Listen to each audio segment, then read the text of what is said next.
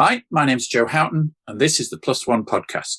So my guest today, David Price OBE, is a name well known in educational circles around the world. And although he lives in Yorkshire now, he's a Geordie from Jarrow.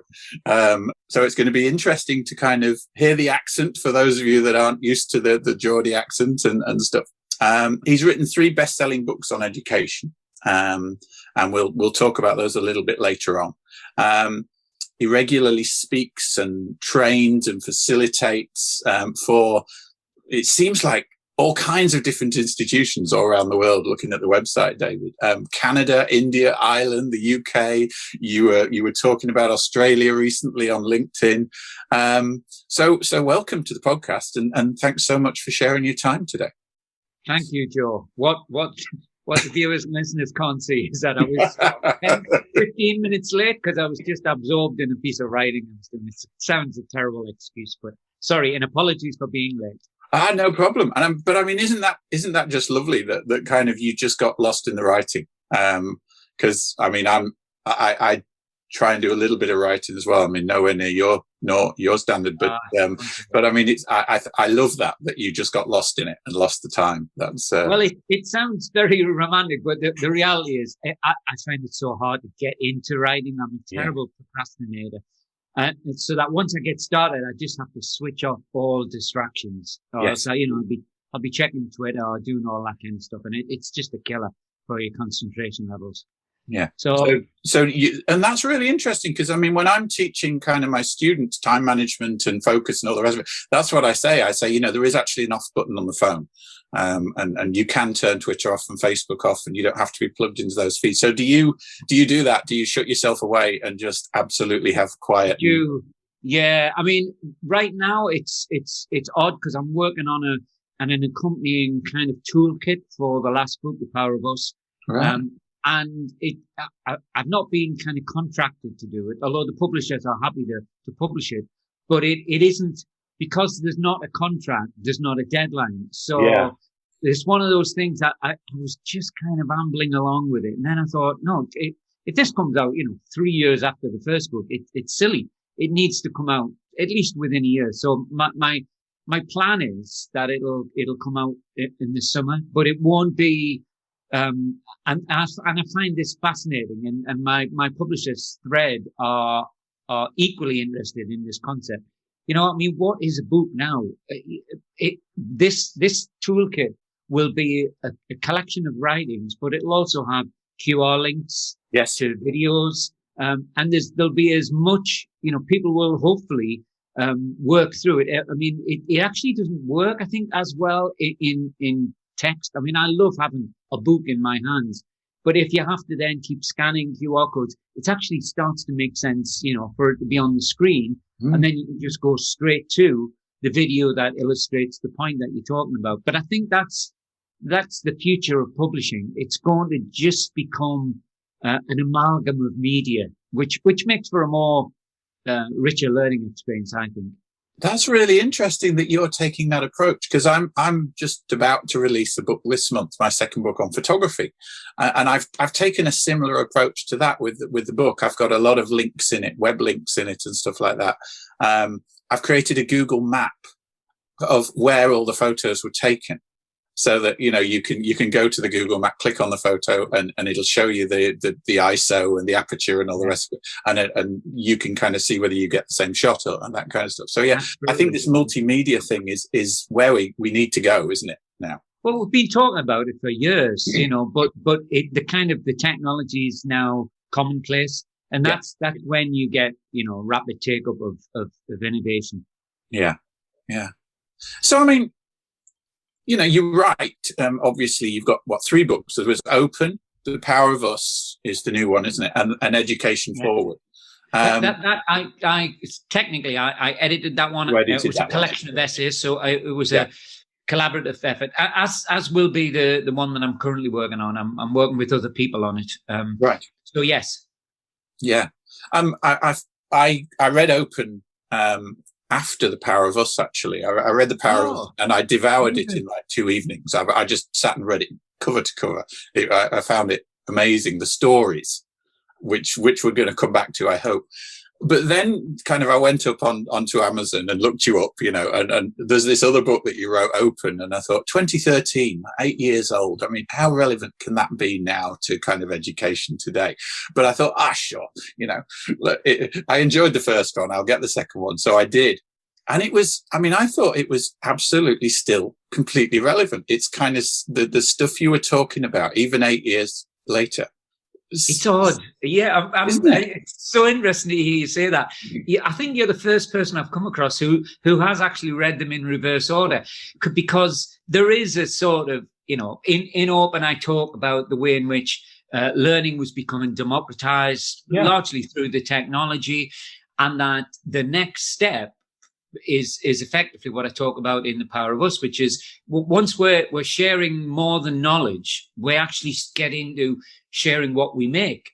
And so there's always been an assumption that people would come to the first book and then read the second. I'm fascinated to hear that it still feels relevant to read them in reverse order as it was. But yes, you're absolutely right. When I wrote Open, I thought about 18 months probably, and then it'll be out of date. Yeah. And yet I still get people who are coming across it for the first time and getting something out of it, and that's great. Absolutely. Yeah. So if that's a sequence, kind of, Open took you to The Power of Us, what's the next step in your writing? Where are you going to go for the next one? Well, this was not my idea. I have to say, this was the publishers. I work with just a wonderful editor called Claire Board. Okay. And an editor is just worth their weight in gold. And Right. I've worked with a number of editors in the past. And it's, what it's like when you're writing. You become very protective and pretty sensitive, I guess, about criticism. But the reality is, every single one of my first drafts, and I keep them all, I keep all the drafts, and when I go back to read them, I just think, oh God, that was terrible. What was I thinking? I was trying to make jokes and they just weren't landing, and I guess I'm a classic kind of, self-taught writer. If there's such a thing as the way, the handbook for writing, I've never come across it. And I guess most people are like that. But the reality is that it's a very slow and laborious process. I'm in awe of these fiction authors who, they'll write 5,000 words in a day, every day. Yeah. I just think the discipline that requires and the confidence in your writing to do that. So for me, it's been a case of just get the first draft done, hope that there's sufficient in there that, my agent can get somebody interested, and that I get an editor who understands that, I'm absolutely open to criticism. I think you just have to be, you can't be defensive about that. And in the case of The Power of Us, Claire kind of said to me, I already knew that because of the pandemic, that the book, which was actually finished in February of last year, right, would have to be rewritten. It was, it was just too big an event. It would be like writing a book in 1917 and not mentioning the First World War. You just can't. So, Claire, the editor, said, we have a deadline of May because we want to get this book out in August. So that was perfect. That's exactly what I needed. And it took me 3 weeks of just writing, 14 hours a day and being absolutely ruthless. Because if you're going to then add a whole other part of the book, then you've got to get rid of something.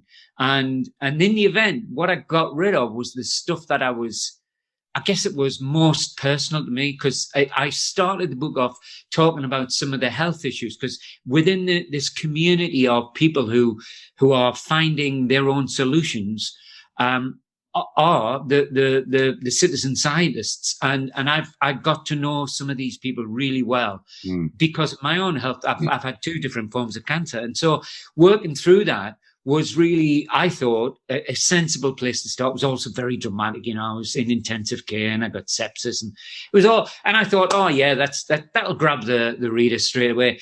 And then she kind of said, I think that's got to go. And you've got to have another way to start the book, which relates to the pandemic. And it just threw me. And I thought, oh God, so how am I going to start this book? Yeah.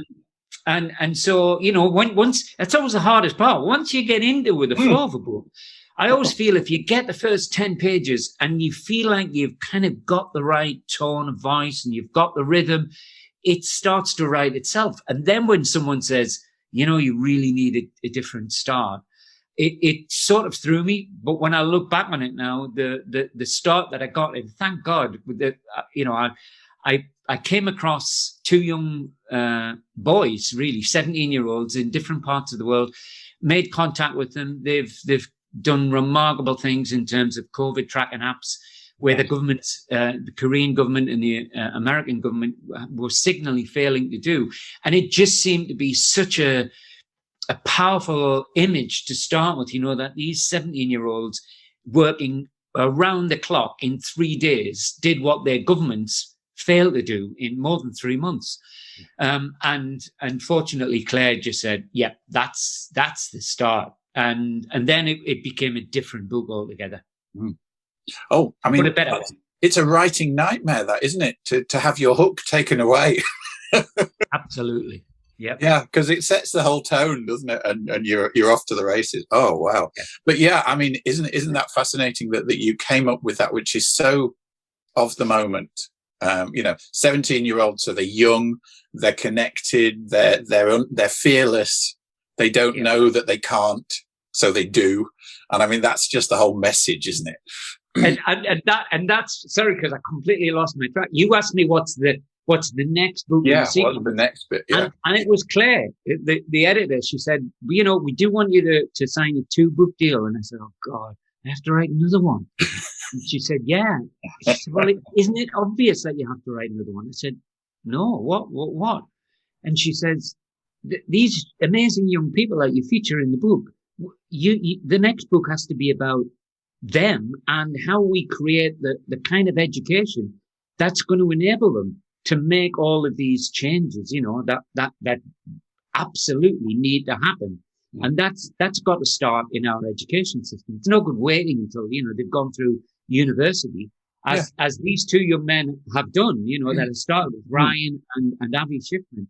They've hated their education and kind of just endured it. And now they feel like they're doing something of importance, and they are.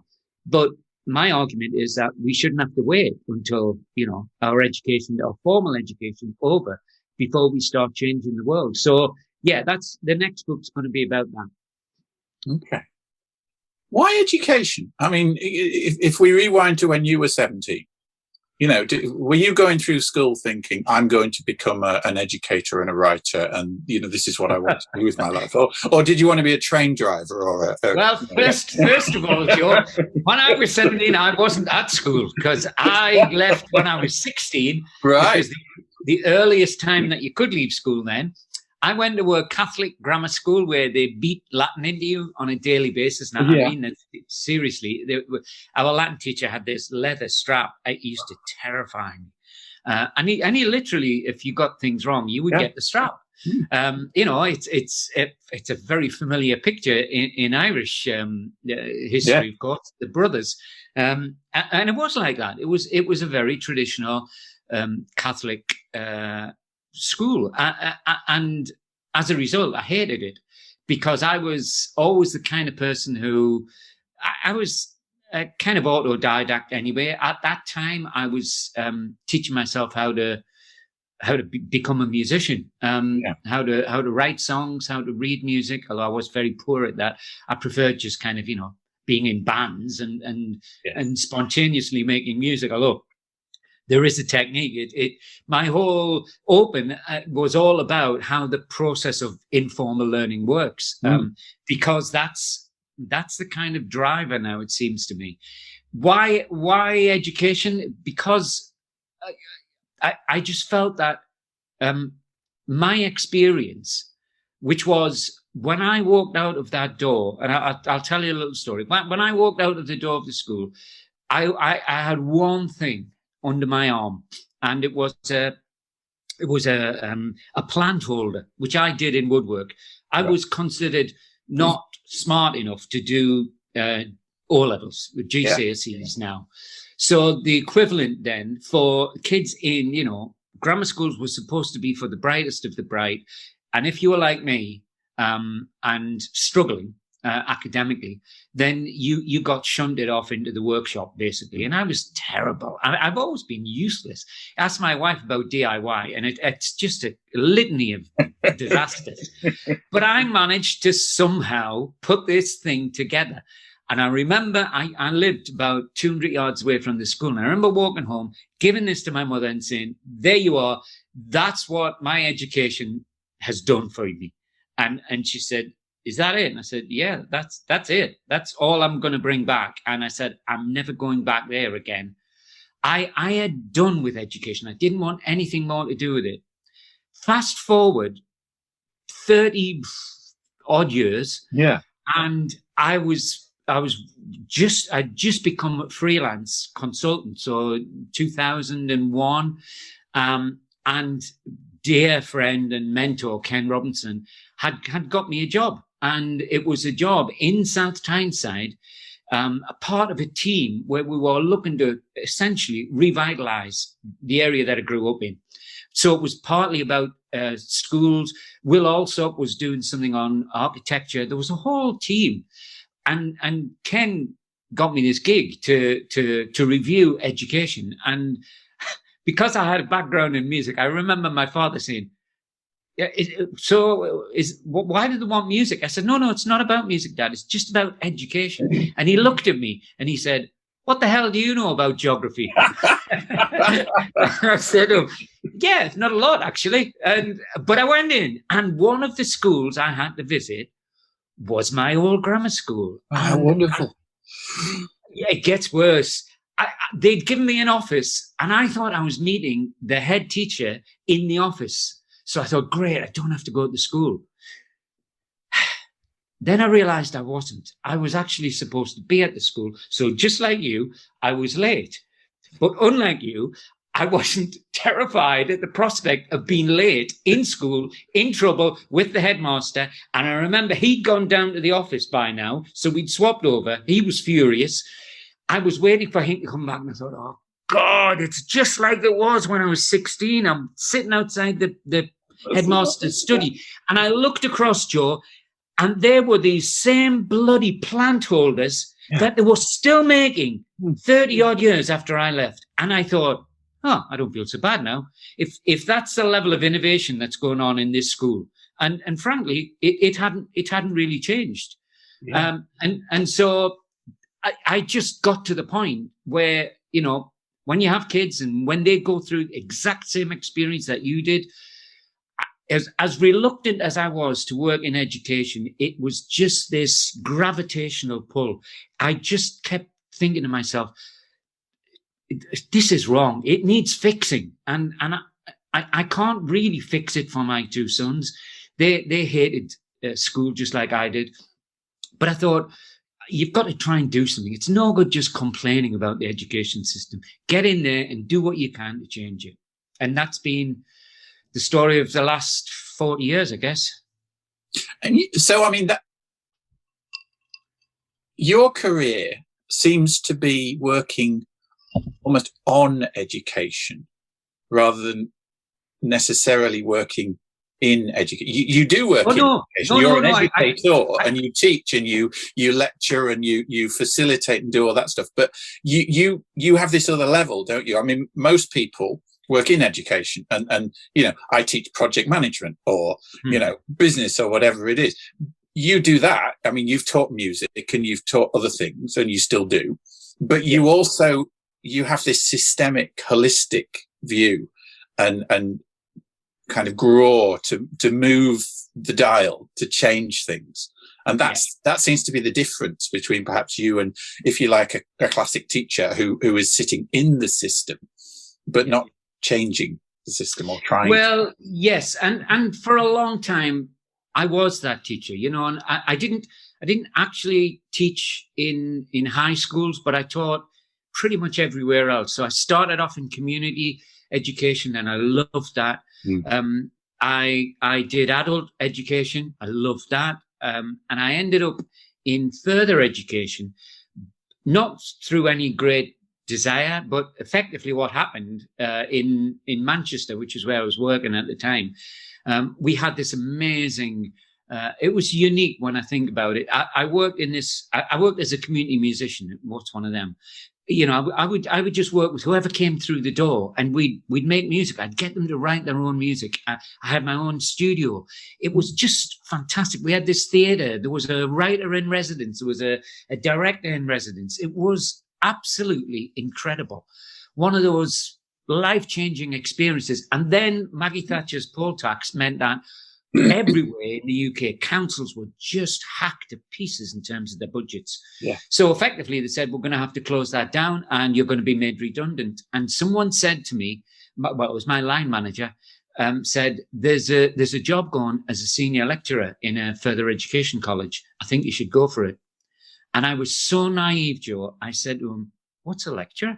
Yes. And, I really meant it. And he laughed and he said, don't worry, you'll pick it up. And I got it. And it was remarkable. My musical hero is a guy called Stephen Sondheim, great musical theatre. Oh, writer. yeah. And he wrote a song called I'm Still Here. And there's a line in it, which is, it's very clever wordplay. And he says, then you career from career to career. Mm-hmm. And that has been my story. None of it was planned. So how did I end up working systemically?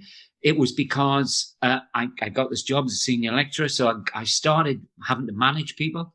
I'd never done that before. I found it fascinating. And then something else just happened to come along, which only I could have gotten this job, because Paul McCartney, this is Liverpool, isn't it? Yeah. So he was setting up a performing arts college in Liverpool, in his old high school, the Mechanics Institute in Liverpool. First person to speak there was Charles Dickens. Amazing history. And he wanted someone who didn't have the classic academic background.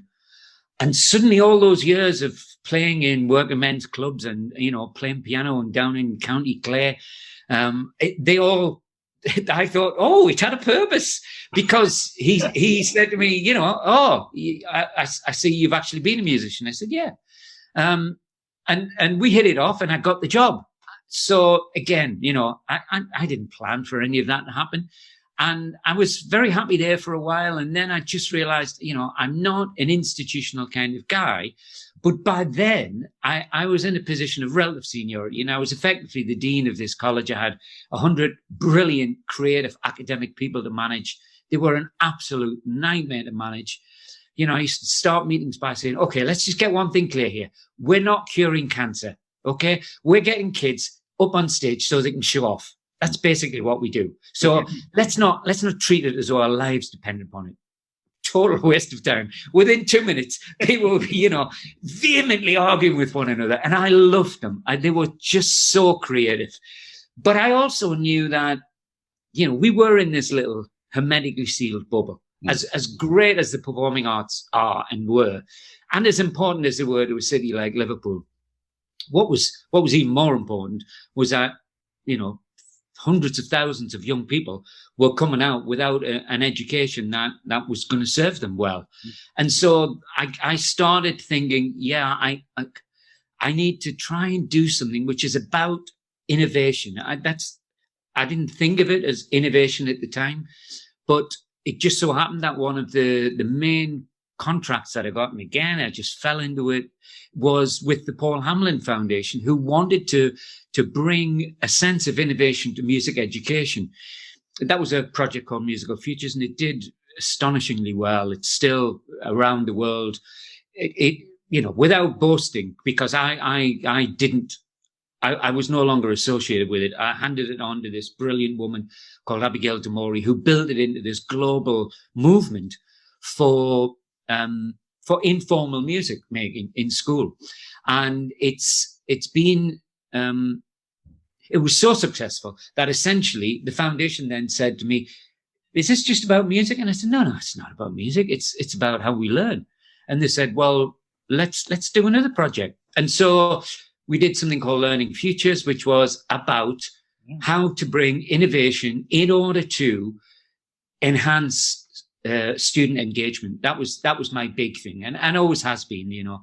Why are so many? When you do a kind of yardstick of students being engaged around the world, you could pretty much predict that about 30% of students will consider themselves to be engaged in the learning. Great. I was not one of them. 30% they're neither engaged nor disengaged. They're just kind of getting along with it. Australians call them radiator kids. I said to them, what do you mean radiator kids? They said, well, they're in the room, they keep it warm, but they're not doing anything else. It's a horrible way to describe 8 years of your life. And then the other third are those who are actively disengaged. And that was me. And there, but for the grace of God, I could have ended up, in all kinds of trouble. So I just felt that the key, it seemed to me, towards transforming the education system was, and still is, to get kids really engaged in the learning. And the lesson that I had, well, there was hundreds of lessons. One was, it's relatively easy to be radical and innovative when you're dealing with a subject like music, because largely it's seen as it's not core. Kids are enjoying themselves. Off you go. Do what you like. Apply that to literacy and numeracy, and whoa, that's very different.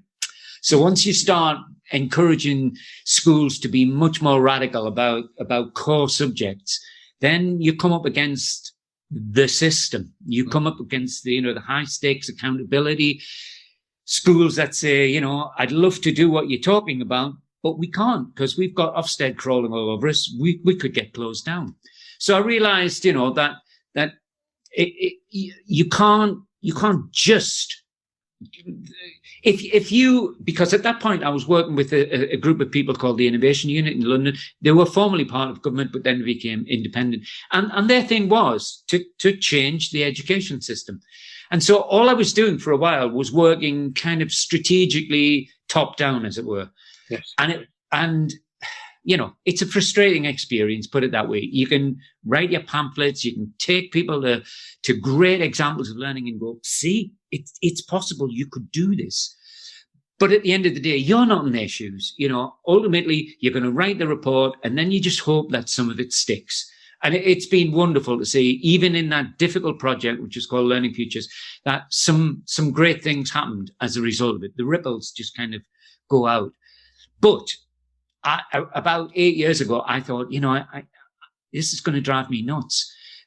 I'd rather just go into a single school and train them in something which just happened to be project-based learning. But I've done training in lots of, design thinking and lots of different ways of approaching education. And it's enormously satisfying to go in and spend, a week in a school. And by the end of it, that school has changed. But life's too short. If we change the education system one school at a time, we're all going to be dead.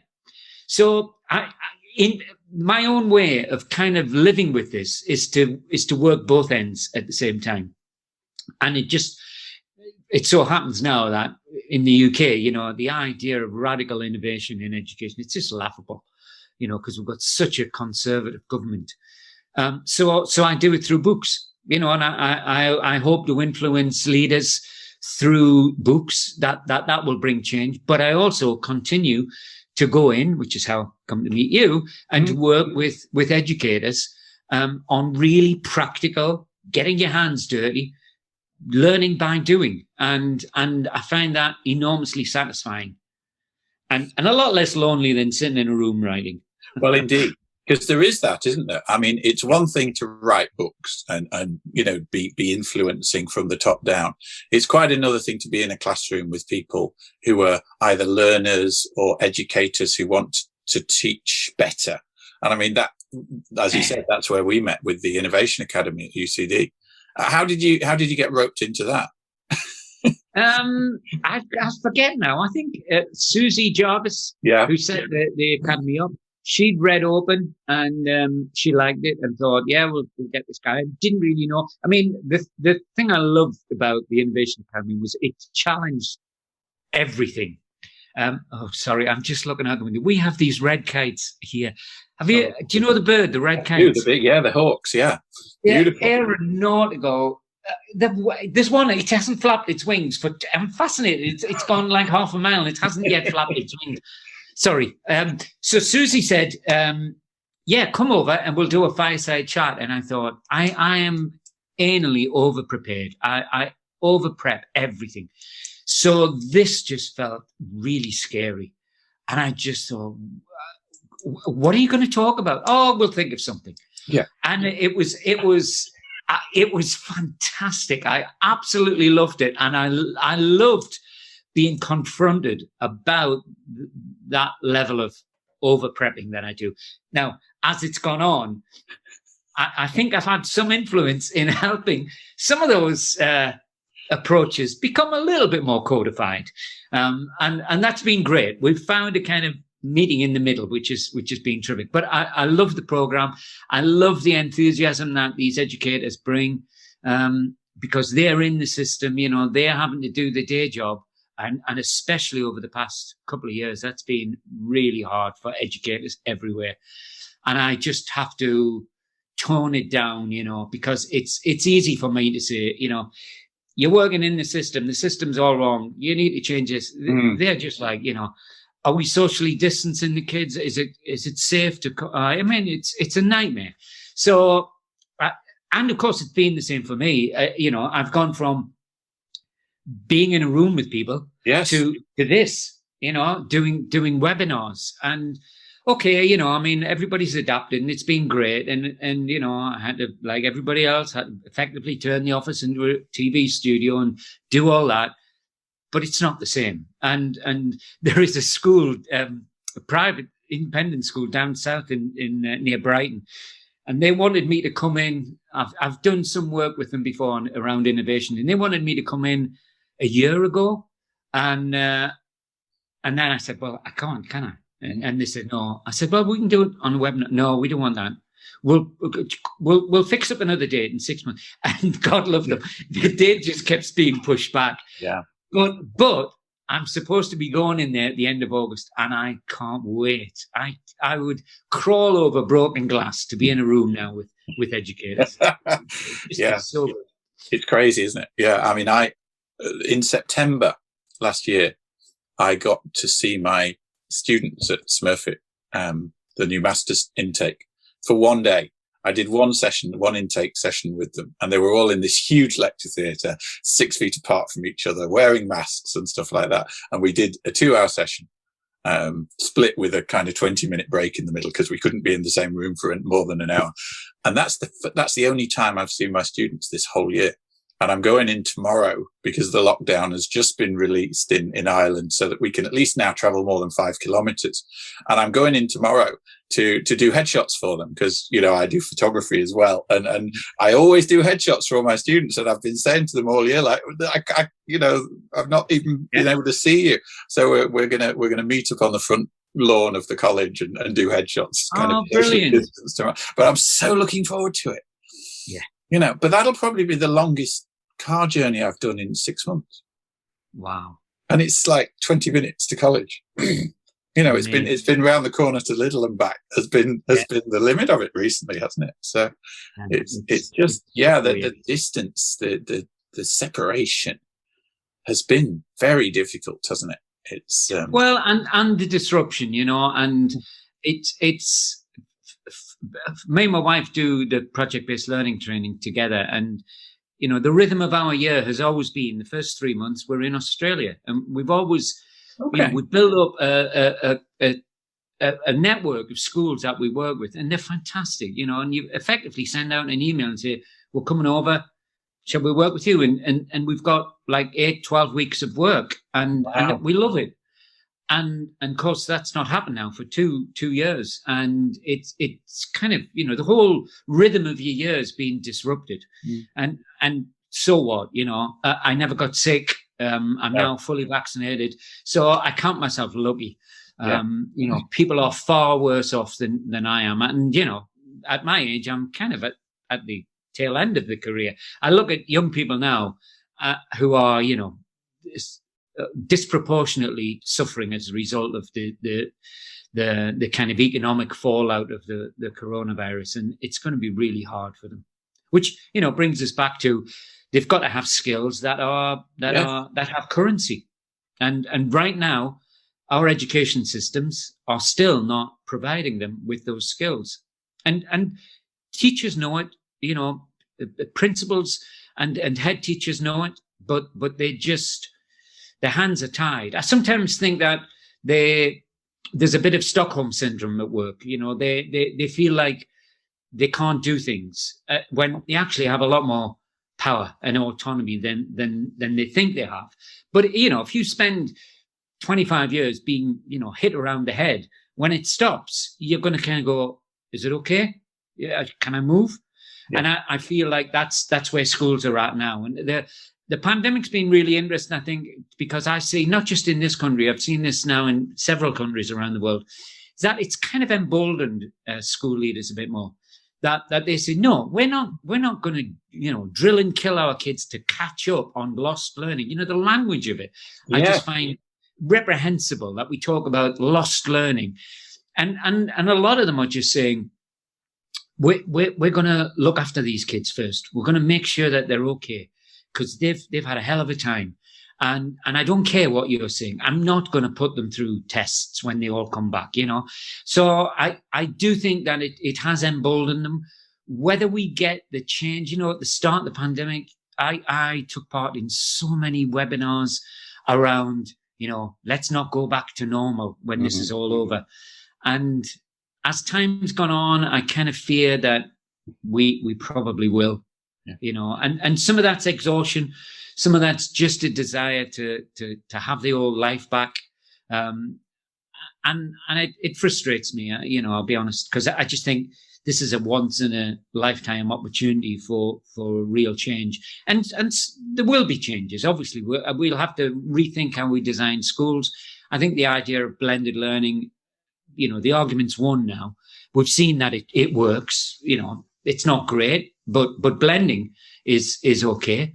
So I think we'll see more commonplace use of technology, but the real opportunity is for a root and branch review of what's the purpose of education here? What is it that we're trying to do? And I feel like that moment is in danger of being missed. Yeah. I mean, I play a video that's back from early 20s. By a guy, Paul Wesch, I think his name is, an American educator. And he said we need to move students from being, knowledgeable to being knowledge able. And, and that's the case really, isn't it? They don't need to learn kind of the times tables now. They need to know where the times tables are to be found and how to kind of connect. They do need to learn times tables, but the bits of knowledge are less important as how you connect them and how you access them. And the problem-based learning, scenario-based learning, experiential learning stuff. I mean, my students tell me at the end of the Masters in Project Management program, I mean, one thing we put them through is this charity assignment. And we say, right, teams of 4 or 5, find a charity, engage with it for the next 12 weeks, do some kind of either fundraisers or awareness raisers or whatever, document your process and treat it as a real project. So they get all the project management learnings and stuff, but they're also dealing with the messy stuff, because it's a charity, things take longer. And people aren't as focused and things go wrong. But they also get connected and they start to care. And by the end of that 12, 14 weeks, that is the one. And when I talk to students 5, 10 years out of the program and I say, what do you remember about the program? Oh, do you remember that charity project? That was brilliant. Yeah. And it's the practice, isn't it? It's the practice-based learning. Yeah. And the dots. In The Power of Us, even though the book is ostensibly not specifically about education, there is a chapter in there which I looked at how these principles of kind of user innovation play out in the field of education. And so I visited some schools that I'm already very familiar with, but I also visited some new schools, and one of them was the Líger Leadership Academy in Cambodia, in Phnom Penh. And it's probably the most remarkable school I've ever seen. And I was lucky enough to spend a week there. And, the school, Jeff Holt, one of the two founders of the school, talks about how we tend to use the word scaffold in terms of learning. We talk about how we need to scaffold learning. You learn this bit of knowledge and then you can build on top of that. He believes that what they're about is about scaffolding experiences. So when you first start off at that school, and it's a kind of senior high school, you may have come from the most remote village in Cambodia where you couldn't speak a word of English until the day you walk through the door. And yet within 6 months, because all of the tuition is in English, you're absolutely fluent in English. Right. But more than that, within 6 months, you've gone out and you've interviewed somebody about their personal history. It might have been about the killing fields and the Khmer Rouge. Yeah. Within a year, you've put that knowledge into writing Cambodia's first economics textbook, which is now in every school in Cambodia. You've done that as a student. Within 2 years, and I saw when I was there, I saw these kids getting a check from a local early years centre who invited these 15 and 16-year-olds to come in and redesign the curriculum for this early years centre based on their experience in Líger. And there they were, curriculum designers, and working just like your students were on a real life project with all the tensions that go with that, and doing an amazing job and getting paid for it. And this is a school that says to its students every year, at the end of each year, you have to write an essay saying, how have I changed Cambodia this year? Because they're not waiting until they're out of school before they change Cambodia. They're working on government-led projects. They're doing marine conservation projects. They're launching Cambodia's first ever bloody satellite. It's just astonishing. And this kind of tyranny of low expectations that we have with kids. I sometimes when I tell people about these schools, they kind of go, oh, well, yeah, they are hand-picked schools. We could never do that. Our kids couldn't do that. It's nonsense. The more responsibility, the more challenge you give kids, the higher they rise to that challenge. We just don't do it enough. That's amazing, isn't it? But I think that's the thing, isn't it? It's almost resetting educators' expectations about what they can ask of those that they are teaching. And it doesn't just have to be a boring curriculum, this slide deck and these slides and these bullet points and stuff, does it? No. Because I think, Joe, the thing that has changed, the reason why I wrote Open was because I saw what my kids were doing. They were kind of adolescents at the time. And it was like a whole of the world. Yeah. I had no idea. Like when my eldest son was about 15, I couldn't get him out of bed in the morning. Well, big surprise. All 15-year-olds are like that. But eventually he told me why he was so narcoleptic in the mornings. And it was because he was taking part in internet radio station panel discussions around libertarian politics. He was fascinated by libertarian politics. Yeah. And because they were based in America, they were happening at 2 or 3 in the morning over here. And I said to him, well, that's great, but couldn't you just record it and listen to it in the morning? He said, no, you don't understand. I'm not listening to it. I'm a panelist. Yeah. And I just thought, wow, what? I had no idea. And I said, does your school know about this? And he laughed and said, "Oh, no, of course not. And I don't want them to know." And that's what has changed. And that's why I think the rate of change in education is now in danger of falling so far behind what our young people are doing. So that, when I write this next book, it's about going to see these amazing young people who now, for some reason, word seems to have gotten around that I'm the guy who champions these young change makers. And so a lot of the time I don't even have to look for them. They kind of get sent to me. And one such happened shortly after the Power of Us was published. And I forget who told me about it. But somebody said, "Oh, you need to talk to Sophia Leal." And I said, "Who's she? What's she doing?" And they sent me this video. And Sophia she's now 16, so she's come at the end of high school. She's probably going to go to university. Incredibly bright, Colombian, but absolutely fluent in English. And her school project was to design something that would be of use to people in an emergency. And she's come up with this amazing design. It's a carbon fiber igloo. She calls it an igloo. It's new igloo. And it kind of opens up as a fan-shaped thing.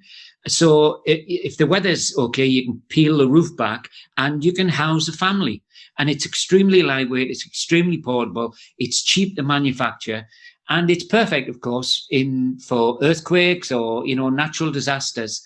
And she's taken it to the UN. And this week, she'd entered it in a university innovation competition for the whole of Colombia. And she won. Oh. She's 15-year-old. And she's now set up a foundation. She's doing the whole Kickstarter thing now to get people's donations so that she can get it, off the prototype and into production. Will you send me a link to it? I'll put a link in the show notes as well, because that would be brilliant. But my point, Joe, is that, there was a time when I would meet these kids and just think, wow, they're amazing. But they're what Nelson Gonzalez used to call the beautiful exceptions. But that's not the case any longer, because these young people are now globally connected in ways that, my generation just can't comprehend. Yeah. They are entering into kind of socially purposeful projects, at distance, and they're just getting on with it, and they're doing it largely outside of their school. Now, Sophia happened to go to a school that believed in project-based learning and in putting students into the real world. But a lot of the time they're doing it outside of that. Now, the threat, I think, to educators is that's going on at speed now. And that networking isn't going to slow down. Kids like Ryan and Avi, who, Avi got Webby Person of the Year for his COVID tracking app. And Anthony Fauci presented him with it, because Anthony Fauci says it's the most authoritative COVID tracking website in the world. He got Webby Person of the Year, which is like the Oscars for web designers. And he said to me, "I've got a grade point average of 1.7. No university will have me." And I said to him, "Avi, you don't want to go to any university that's going to look at your 1.7 and rate it higher than the fact that you've, changed America." So that to me is the dilemma that we've got now as educators. They're just going to go ahead and do this, these young entrepreneurs. They're not doing it for money. Avi turned down $8 million for his website. He said, "No, because you'll put advertising on it. You'll do all sorts. That's not what it's for." Same thing with Ryan in Korea. He got offered a fortune for it. They're not driven by money. They want to make the world a better place. And my God, we should be helping them do that. Yeah. And we can either do it in our schools or they can do it in spite of us. So if there was a secondary school teacher listening to this podcast and thinking, "Oh, that's all very well, but I can't do this," what can they? How can they make that first step? Give them something to move them forward. So they don't have to be the big, huge, launching a satellite in Cambodia or creating, emergency housing in Colombia. I always show teachers a great video. You've probably seen it. It's the equivalent of a kind of viral education video. And it's a guy called Ron Berger, and it's called Lawson's Butterfly. And it's the story of how a kid, by doing multiple drafts, which of course we never do in schools, it tends to be the first draft, gets marked, it gets thrown in the bin. And then you move on to the next thing. Well, this kid does 6 drafts of this scientific drawing of a butterfly. And it's an amazing thing to see kids offering critique, which is, standard art school practice, but not in kindergarten. And, these kids are being really kind and generous about offering the critique, but they're making this drawing better and better. And by the 6th draft, it is phenomenal. But the point that is missing from that video is that Austin, this was a 3-week project in a school. Right. And Austin's drawing was on the back of a postcard, a series of postcards that school did for the local conservation centre around endangered species. Now, every school has those kinds of places in the community. Mm-hmm. So instead of, doing the science project or doing the science learning, why not reach out to your local council, ask them what kind of issues they're dealing with, and can you be involved? Yeah. Every school has green initiatives and sustainability initiatives and green flag and all this kind of stuff these days, don't they? So it's just tying that into something real. And this school that I work with in Sydney, I've worked with them now for 9 years, and we started off, and they did initially project-based learning was the first thing that they did. Now they've developed all kinds of wonderful community initiatives. They've got adults learning alongside kids. They're just doing some amazing things.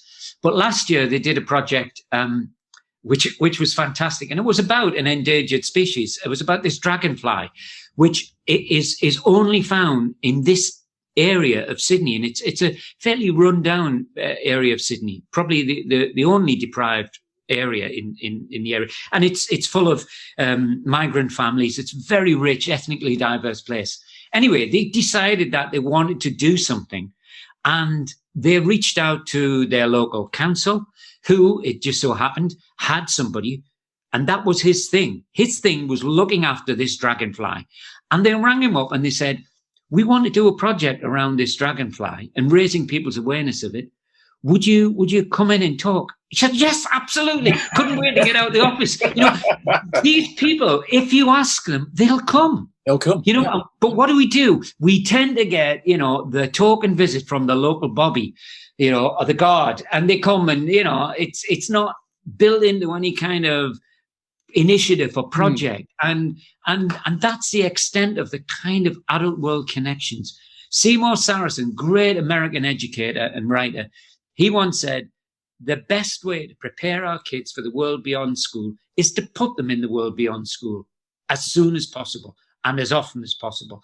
And it's easy to do. And so, that's what I'd be saying to teachers, is to think about how you can genuinely answer the question that every kid asks, and by the way, I think has every justification in asking, which is, so what? Yeah. So you've taught me this piece of knowledge. So what am I going to do with it? And I think we have to be able to answer that question, and we have to be able to answer it well, not just because it's on the test in 6 weeks' time. That's not good enough. And so I think it's by thinking like that. How can we tap into, because I don't know about you, Joe, but I look at young people now and I'm in awe of their moral and ethical compass. The BBC is running this documentary currently about Greta Thunberg, and it breaks my heart looking at it, because I see her, and she's had this year out of school where she's been going around, banging her head against a brick wall, trying to get these people, being humiliated on social media, being absolutely ridiculed by Putin and Trump and all these world leaders. And at the end of the day, she's a 17-year-old kid, and as she says, she shouldn't have to do this. But I look at those kids and I just think, when her Friday strike went global and it became the second biggest public protest. By the way, it became the biggest public protest. The second biggest was the March for Our Lives kids in Florida. So the two largest public demonstrations the world has ever seen were organized by school kids. Don't tell me that they're happy filling in worksheets when they can do that. But the fact that they did it, and we had school leaders and politicians in this country saying, your future is more important. You can't take a Friday off to go out in the streets and protest. And the kids were saying, my future means jack shit, because if we don't do something about the environment, there isn't going to be a future. Yeah. And they couldn't see that. You know, they were trotting out the same ridiculous line, like, whose education's going to get ruined because you took a couple of Fridays off? Nobody. That's not. I know people who take the kids around the world for 6 months, and the kids learn far more than they would have done in school. So it's not so great what you're offering on a Friday that these kids can afford to pass it up. So why not tap into that? That they come with all of that burning intensity within them. So why not tap into the power of that and redesign your curriculum so that they feel they are doing something that's socially purposeful? Yeah. Oh my goodness. I feel like we could. I've been off on a rant. Oh, yeah, that's great. No, I love it when you go off on a rant. It's fantastic. I feel like we could go on all day, but I know I can't keep you all day because you want to get back to your writing and and stuff. But I mean, that's fabulous, and I think that's a really good +1 to kind of to give people that connect with your local community and connect with something real outside the school or outside the college. And I mean, that's what I try and do in my kind of programs as well. And it works every single time. It's always challenging as a teacher because you're outside your comfort zone a little bit, aren't you? Because you're putting them out there into that messy real world, and things could go wrong, and things aren't kind of like in a box, but they're not in a box. No, of course. And when you said at the start of this that you wanted me to think about the +1, that actually wasn't going to be mine. Well, I think you are. It's a good enough one. But I would also urge people, the +1 that I immediately thought of when you said it is the motto of what I think are some of the best schools currently in the UK, and they're called XP Trust. I feature them in the book. And their school motto is this: above all, compassion. And I just think right now that is so important. So yes, get out in the world, change it. There's a lot of it needs changing. But let's do it with compassion. And I just think right now, that's the single biggest thing that schools need: compassion for the students, compassion for the parents, and compassion for the community. Yeah. Yeah. I mean, it's got to be okay not to be okay, and particularly at the moment. Absolutely. Yeah. Yeah. There's a lot of hurt out there after this last year or two, isn't there? It's, sure is. Yeah. Listen, that's a great place to stop. Thank you so much for your time today. You're welcome. I'll put your website and books and things up on the show notes and stuff. Is there any last kind of call to action you'd like to share with everybody? Oh, I think I've it's been one long call to action. It kind of has, hasn't it? Yeah. So that's fantastic. No, I mean, that's been really valuable, I think, David. So thank you so much for giving us the time today. Lovely. I'll send you some of the links to the things I've talked about, Joe. Brilliant. Great to talk. Okay. Thanks a lot. Have a good day. Bye. Take care now.